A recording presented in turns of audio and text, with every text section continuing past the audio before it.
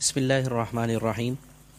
روزے کی حالت میں آنکھ، ناک اور کان میں ڈراپس وغیرہ ڈالنے کا کیا حکم ہے؟ تو اس کا حکم یہ ہے کہ روزے کی حالت میں کان اور ناک اس میں کسی قسم کی کوئی بھی دوا ڈالنا،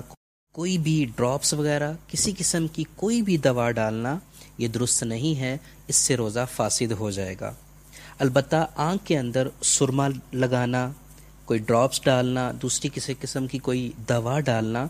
یہ جائز ہے، اور اس میں کسی قسم کی کوئی قباحت نہیں اور روزے پر کوئی فرق نہیں پڑے گا۔ اور اسی طرح روزے کی حالت میں بال کٹوانا، ناخن کاٹنا ہاتھ یا پاؤں کے ہوں، اس سے روزے پر کوئی فرق نہیں پڑتا۔ کان میں دوا ڈالنے سے متعلق ایک بات یہ بھی ذہن نشین فرما لیں کہ بعض لوگ کان میں دوا ڈالنے کو مفسد صوم نہیں سمجھتے، یعنی ان کے نزدیک کان میں دوا ڈالنے سے روزہ فاسد نہیں ہوتا،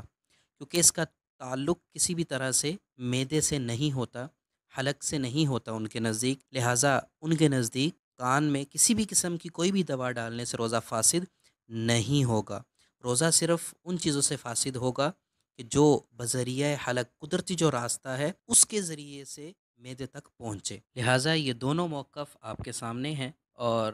کوشش یہی کرنی چاہیے کہ کوئی دوا استعمال نہ کی جائے، شبہات سے بھی بچنا چاہیے، حتی الامکان کوشش کی جائے کہ دوا نہ ڈالی جائے، لیکن اگر نہایت ہی ضرورت ہو، کوئی زیادہ ہی تکلیف والا معاملہ ہو تو پھر ڈال لینے میں کوئی حرج بھی نہیں ہے، کیونکہ اس پر فتویٰ موجود ہے۔ یہ دونوں موقف ہیں، دونوں پر فتویٰ موجود ہے، کسی پر بھی عمل کر لیں گے تو انشاءاللہ العزیز پکڑ نہیں ہوگی۔ اللہ رب العزت سمجھ کی توفیق عطا فرمائیں۔